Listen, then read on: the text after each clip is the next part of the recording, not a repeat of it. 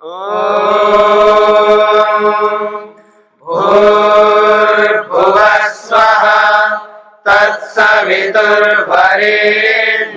भर्गो देवस्य धीमहि धियो यो नः प्रचोदयात्।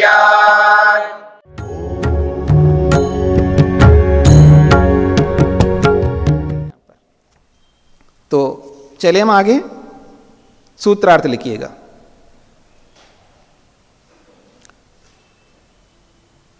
योगियों के आंतरिक प्रत्यक्ष की,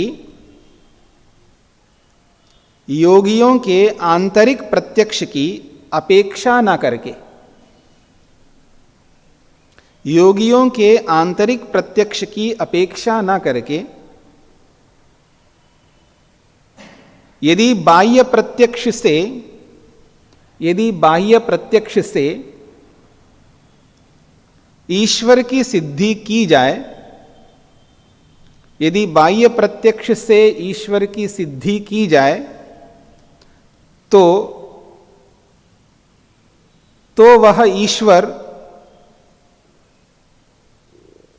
वह ईश्वर जीवन मुक्त और बद्ध से भिन्न ना होगा, तो वह ईश्वर जीवन मुक्त और बद्ध से भिन्न ना होगा।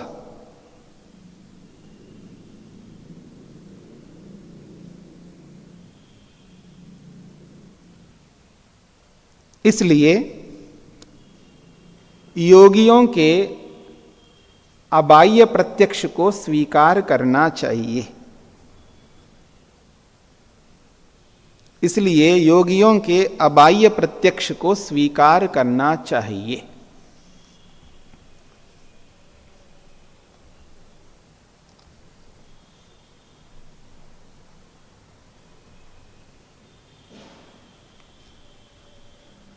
इसी बात को और स्पष्ट किया जा रहा है अगले सूत्र में, तत्र च उभयथा अपि असत्करत्वम।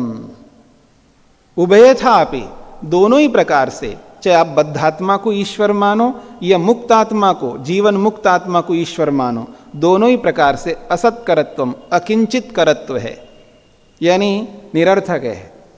कोई भी बद्ध आत्मा, कोई भी जीवन मुक्त आत्मा सृष्टि की संरचना नहीं कर सकता, सृष्टि का पालन पोषण नहीं कर सकता और इसका संहार भी नहीं कर सकता, प्रलय भी नहीं कर सकता।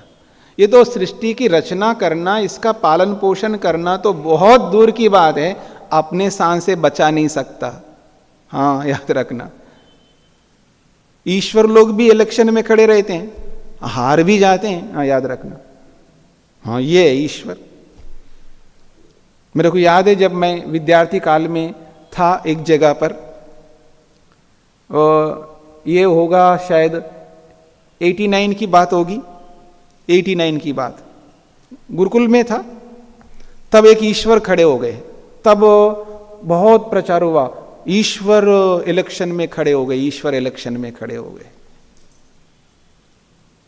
उनका बड़ा नाम था, बड़े बड़े पंडाल लगते थे उनके लिए और बहुत लोग आते थे, हजारों लोग आते थे।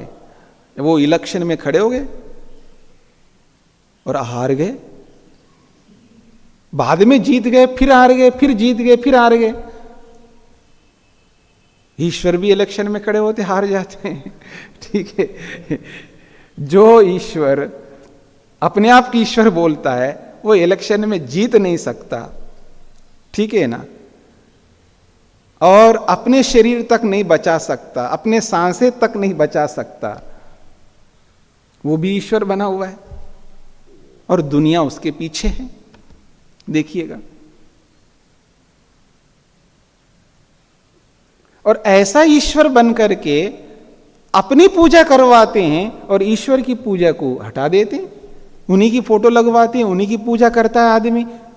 आसन लगाया, बहुत सारे साधन रख लिए सामने, उसके फोटो को रखा, आदमी का फोटो रखा है और उसको ईश्वर मानकर कि उसकी पूजा, उसकी उपासना हो रही है। और जिसने संपूर्ण ब्रह्मांड को बनाया है, जो निरंतर सांसें दे रहा है, हमारी रक्षा कर रहा है, उसकी कोई पूजा ही नहीं करनी। आश्चर्य की बात हो गई। तो आगे चलिए, उभयथा भी असत्करत्वम। यदि बद्धात्मा को अगर आपने ईश्वर मान लिया, ये जीवन मुक्त को मान लिया तो अकिंचित करत्वम तो व्यर्थ है। क्यों? उभयथा प्रकारेणापि मुक्तस्य बद्धस्य च ईश्वरत्वे असत्करत्वम ऐश्वर्य अयोग्यत्वम, उसके अंदर ऐसा ऐश्वर्य ही नहीं है। कैसा ऐश्वर्य? जगत रचनादि व्यवहारे अकिंचित करत्वम अस्ति, जगत की रचना नहीं कर सकता, संसार का निर्माण नहीं कर सकता। संसार का निर्माण तो क्या है कि किसी एक आदमी को कुछ नहीं कर सकता, उसके लिए उसका कल्याण भी नहीं कर सकता, तो जगत की संरचना कैसे कर पाएगा? इसलिए मुक्तस्य प्रयोजनाभावात्, और बद्धात्मा का तो ये है कि उसके पास में इतना ऐश्वर्य है ही नहीं है कि वो संसार की संरचना कर सके। और मुक्तात्मा की बात करो तो मुक्तात्मा तो कर ही नहीं सकता, उसके लिए स्पष्ट शास्त्र कहता है जगद व्यापार वर्जम, वेदांत में स्पष्ट कर दिया है महर्षि वेदव्यास ने, जगत व्यापार वर्जम, वो जगत में संसार में कोई व्यापार नहीं कर सकता मुक्तात्मा, यानी कोई इंटरफियर नहीं कर सकता मुक्तात्मा। ये मेरे संबंधी है, ये मेरे रिश्तेदार है, जाकर के इनका कल्याण करूं, मुक्तात्मा आकर के हमारा कल्याण करता हो, ऐसा बिल्कुल नहीं है। जगत व्यापार वर्जम, वो जगत में आ ही नहीं सकता, जब तक मुक्ति का काल है तब तक जगत में वो आकर के कोई भी कुछ भी कर नहीं सकता, वो अधिकारी नहीं उसके पास में। इसलिए ना तो मुक्तात्मा आकर के संसार की रचना कर पाएगा, बद्धात्मा तो वैसे ही नहीं कर पाएगा। तो उभयथा अपि असत्करत्वम, सूत्रार्थ लिखिएगा।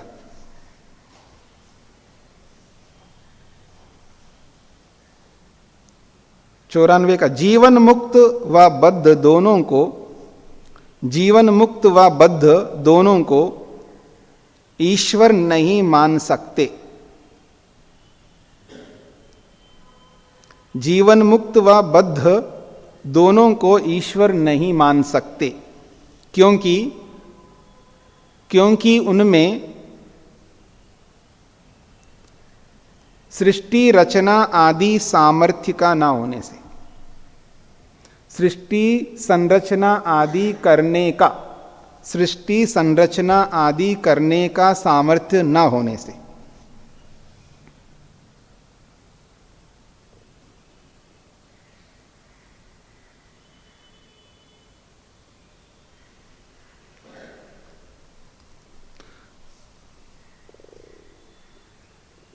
अगले सूत्र में बात कही जा रही, फिर भी कोई लोक में ईश्वर के नाम से अगर प्रसिद्ध हो जाए, किसी को ईश्वर कह दे, जैसे लोग कहते हैं ना भगवान, बोलते हैं ना, भगवान नाम दे देते हैं,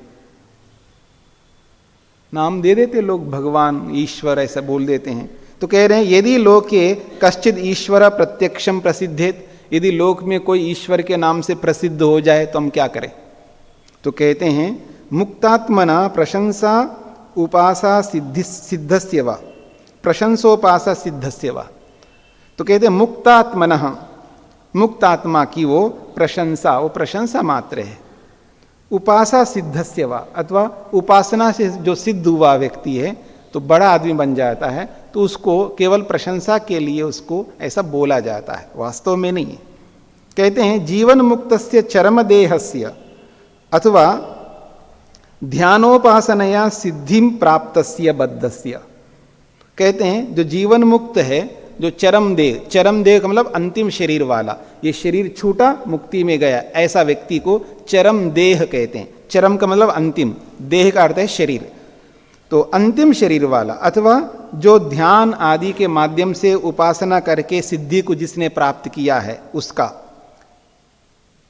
अब भाष्यकार ने ब्रैकेट में आजकल के उदाहरण दिया है, यथा अद्यत्वे, जैसे आजकल जैन तीर्थंकर नामना पौराणिक अवतार नामना प्रसिद्धस्य ईश्वरस्य।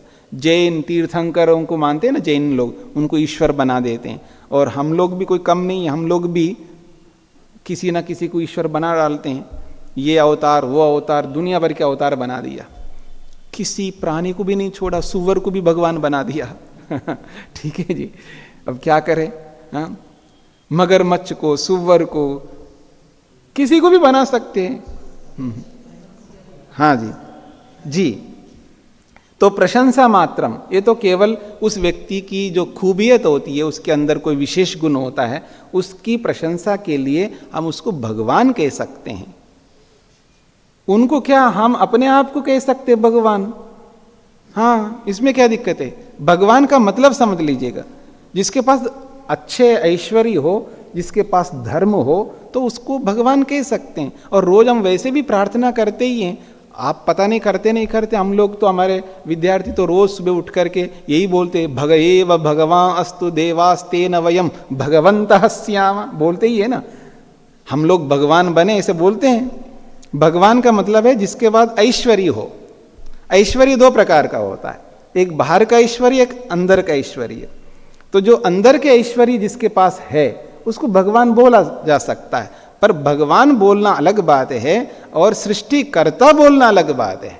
हम भगवान तो बन सकते हैं, ईश्वर भी बन सकते हैं। ईश्वर नाम से मतलब ऐश्वर्यशाली, पर सृष्टि की संरचना करने वाला हम भगवान बन सकते, लेकिन अपनी पूजा नहीं करा सकते, ये याद रखना।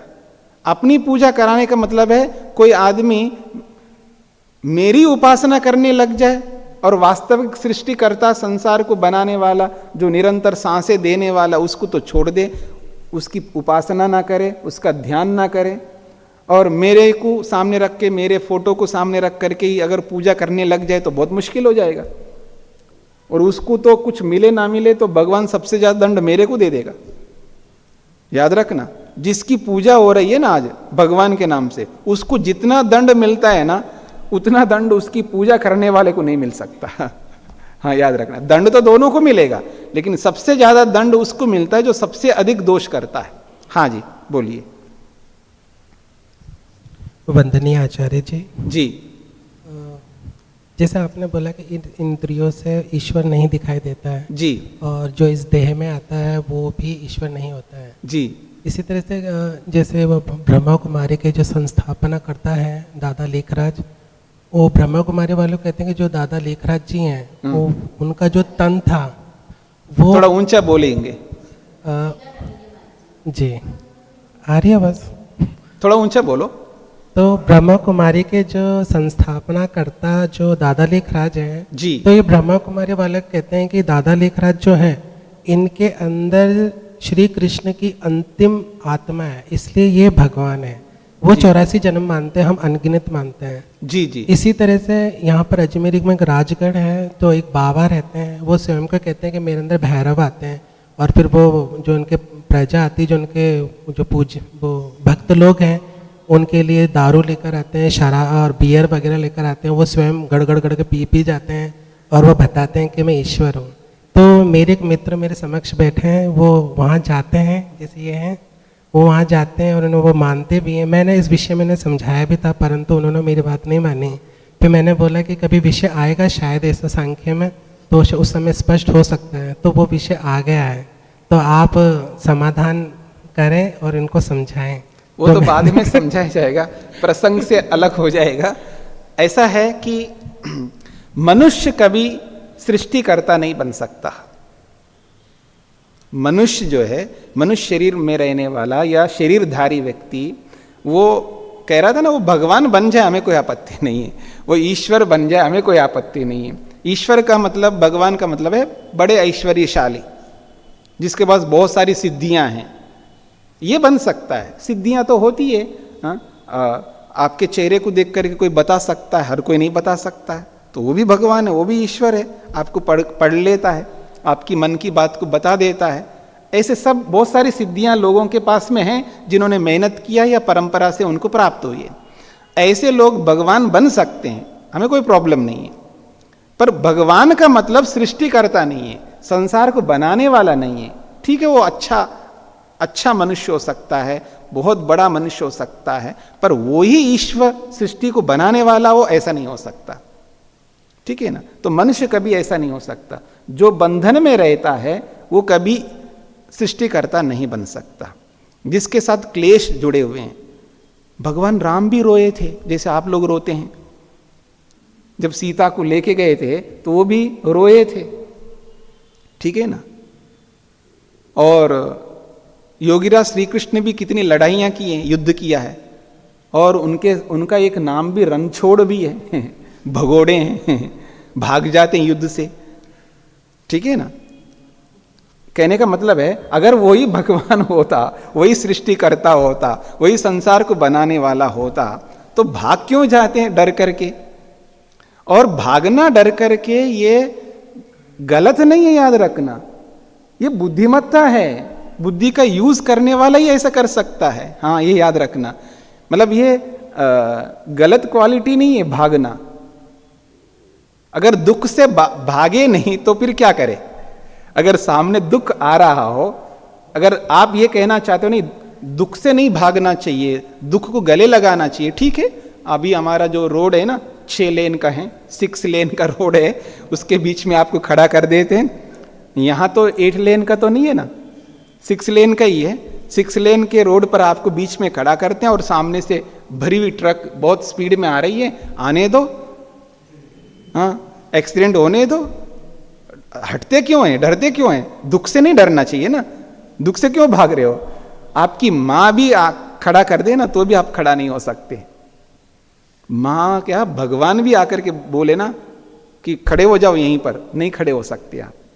क्यों? दुख से हमेशा हर आदमी भागेगा।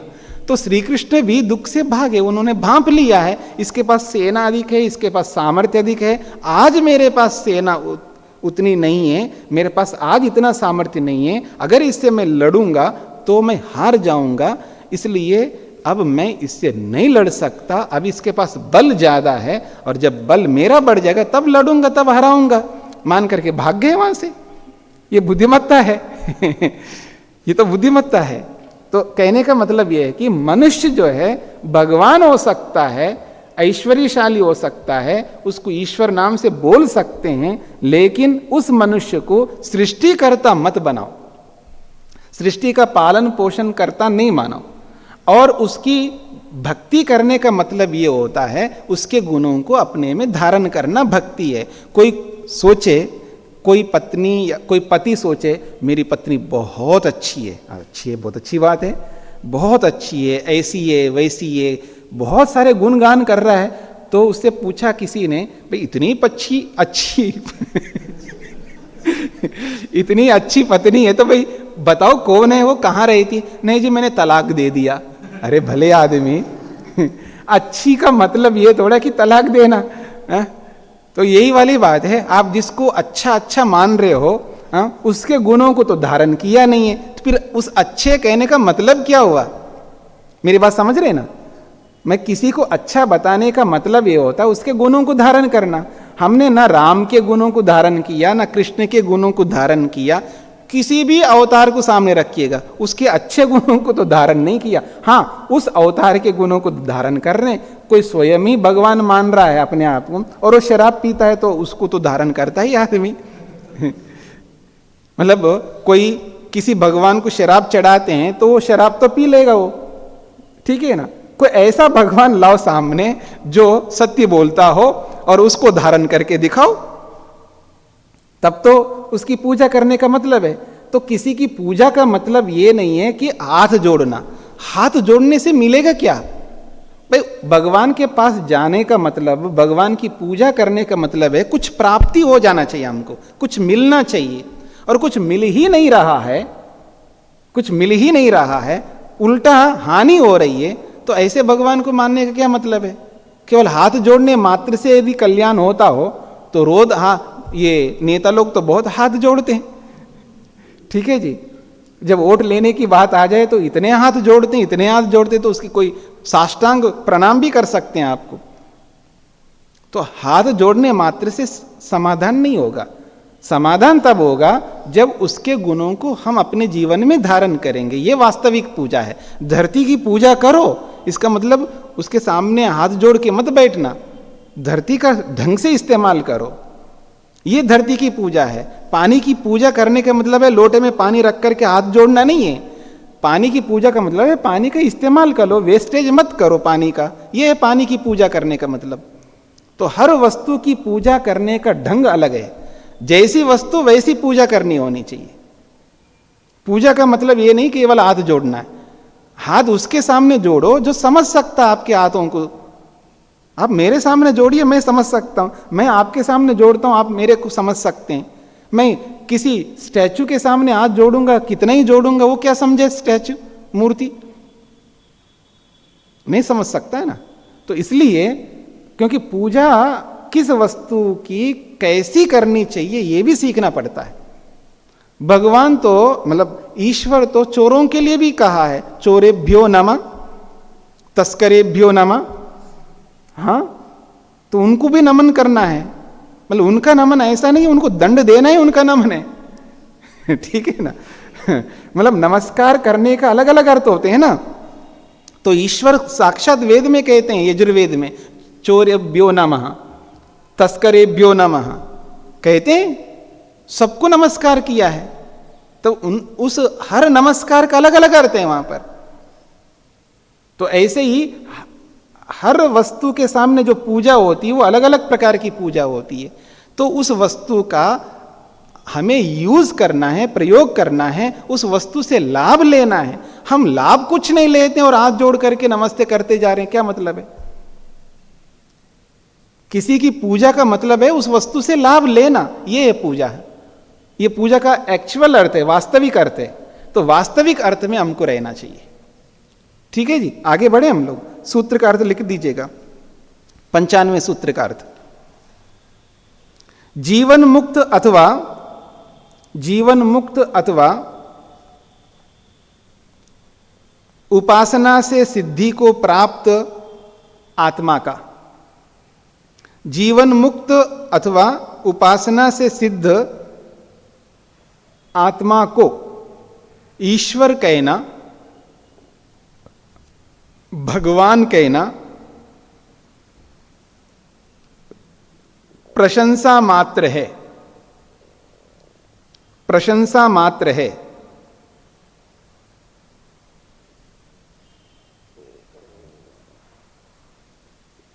वास्तव में वे सृष्टिकर्ता ईश्वर नहीं हैं। वास्तव में वे सृष्टिकर्ता ईश्वर नहीं हैं।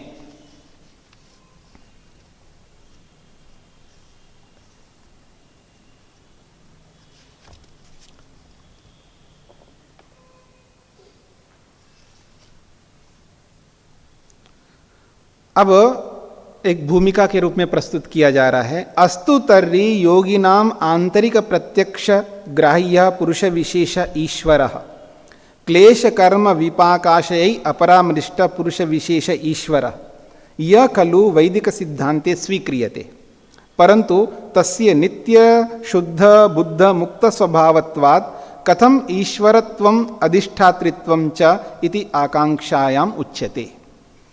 अच्छा, हम लोग स्वीकार करते हैं जो योगियों को आंतरिक प्रत्यक्ष होता है और वो पुरुष विशेष होता है जो कि क्लेशों से अलग है। ईश्वर यानी सृष्टिकर्ता किस तरह होता है, योग दर्शनकार ने बड़े अच्छे शब्दों से स्पष्ट किया।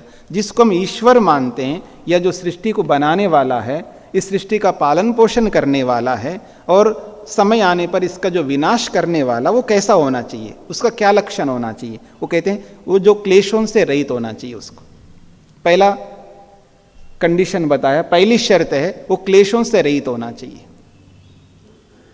क्लेश का मतलब है अविद्या, अस्मिता, राग, द्वेष, अभिनिवेश उसके अंदर नहीं होना चाहिए। और आजकल के जितने भी ईश्वरों को आप देखिएगा उनमें क्लेश दिखाई देंगे। कोई गुस्सा करता है, ईश्वर है और गुस्सा कर रहा है, क्लेश है, द्वेष है उसके अंदर, पकड़ में आ रहा है ना। और राग भी है, ईश्वर है, उसकी पत्नी है, उसके बच्चे हैं, सब कहे उनके साथ राग भी करता है, और ईश्वर बना हुआ है। तो कहते हैं उसके अंदर क्लेश नहीं होना चाहिए, मोह भी नहीं होना चाहिए, और वो पाप और पुण्य कर्म भी नहीं करे वो। लेकिन ये सब पाप पुण्य कर्म करते ही हैं जो आज ईश्वर बने बैठे हैं। जमीन को अड़प लेते हैं, भगवान बने हुए। जमीन को अड़प लेते हैं, कब्जा कर लेते हैं। भगवान को कब्जे की क्या जरूरत है, लेकिन भगवान बने हुए हैं, कब्जा कर लेते हैं और जेल में भी चले जाते हैं, और भगवान भी है। ठीक है जी, ऐसे भी होते हैं। तो कह रहे हैं वो कर्म नहीं करने वाला होना चाहिए। न तो उसके ईश्वर उसको कहते हैं जिसके अंदर क्लेश नहीं हो, कर्म भी नहीं हो, और उनके कर्मों का फल भी वो नहीं भोग सके। और आज के जितने भी ईश्वर है कर्मों के फल भोगते रहते हैं, और उनके अंदर संस्कार भी नहीं होना चाहिए। तो आज जितने भी भगवान बने हुए हैं, जितने भी अवतार आप लाइए मेरे सामने, उन सब में क्लेश भी मिलेंगे, कर्म भी मिलेंगे, उन कर्मों के फल भी मिलेंगे, और उनके अंदर वासना संस्कार भी मिलेंगे। तो जो क्लेशों से, कर्मों से और उनके फलों से और संस्कारों से जो सर्वथा अलग है, वही ईश्वर है, वही सृष्टिकर्ता है। हम इस बात को स्वीकार करते हैं, जो वैदिक सिद्धांत में इस बात को स्वीकार किया गया है। परंतु हमारी एक बात है, जो ईश्वर है वो नित्य है, शुद्ध है, बुद्ध है, मुक्त स्वभाव वाला है। ऐसे मुक्त स्वभाव वाले, नित्य स्वभाव वाले ईश्वर के पास ये ऐश्वर्य क्यों है? उसको क्या जरूरत है ऐश्वर्य? ईश्वरत्वम अधिष्ठातृत्वम, क्योंकि उसको ईश्वर बोल रहे हो आप और इस संसार का अधिष्ठाता बोल रहे हो, यह हमें समझ में नहीं आता। इसका अधिष्ठाता क्यों बना रहे हो इस ईश्वर को? वो तो नित्य शुद्ध मुक्त स्वभाव वाला है। पर हम लोग बोलते हैं ना, इस संसार का मालिक कौन है? तो क्या बोलते हैं? ईश्वर है। और आप लोग भी बोलते हैं ना, ये बेटा किसका है? ये तो आपका ही है। बोलते हैं ना आप लोग, ये गाड़ी किसकी है? ये तो आपका ही है। सब भगवान का है जी। कितना बड़ा सरल होकर के बोलता है, ऐसा लगता है पूरे विवेक से बोल रहा हो। अंदर कुछ है नहीं, बिल्कुल नहीं मानता। अंदर तो अपना मानता, मैंने किया है, खून पसीना हेक करके मैंने कमाया, मैंने किया सारा कुछ, ये जो कुछ भी कड़ा कर दिया ना, ये सारा ये मैंने किया, ऐसा बोलता आदमी। और ऊपर ऊपर से बोलता है सब भगवान का है। तो हम लोग भी बोलते हैं भगवान का है, और खुद बोला जाता है संपूर्ण ब्रह्मांड का जो अधिपति ईश्वर है, ऐसा बोलते हैं हम लोग। सब कुछ ईश्वर का ऐसा बोलते रहते हैं। तो जब ईश्वर का आप बोल रहे हो, तो इसका स्वामी ईश्वर को बना रहे हो। वो तो नित्य है, वो शुद्ध है, वो मुक्त है, उनको ये इस ऐश्वर्य से क्या लेना देना है? इस आकांक्षा में अगले सूत्र को बताया जा रहा है। द्यो शान्तिरन्तरिक्षं शान्तिः पृथिवी शान्तिरापः शान्तिरोषधयः शान्तिः वनस्पतयः शान्तिर्विश्वे देवाः शान्तिर्ब्रह्म शान्तिः सर्वं शान्ति शान्तिरेव शान्ति क्षमा शान्तिरेधि। ॐ शान्ति शान्ति शान्ति।